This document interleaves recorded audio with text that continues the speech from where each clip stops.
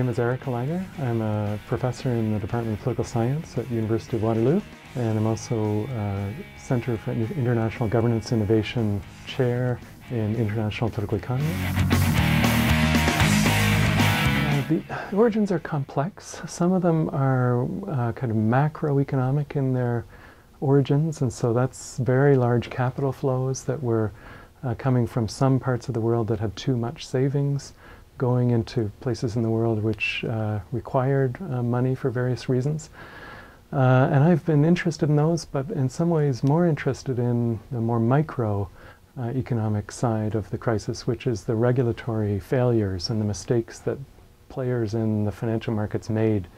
There were a set of decisions over the last 2 decades which increasingly deregulated and liberalized market activity in the major financial centers of the world. And those were driven in many ways by a kind of ideology that the markets knew how to price risk very effectively themselves without the need for governments to be looking over their shoulders. And in retrospect, that movement went too far.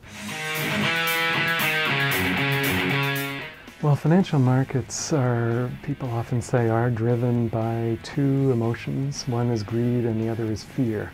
So I'd certainly agree that greed was a crucial factor, but not historically unusual.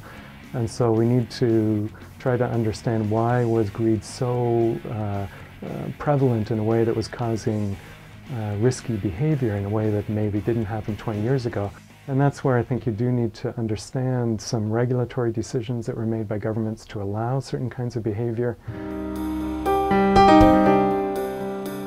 Although many reforms have been launched since the first phase of the crisis, those reforms are not yet in place for the most part. And so we are experiencing another wave of crises too early, if you like, before the attempts to constrain certain kinds of behavior have in fact been implemented. So the Canadian experience of this global financial crisis has been a very distinctive one. We have been declared by people around the world to have had the most stable banking system throughout this crisis.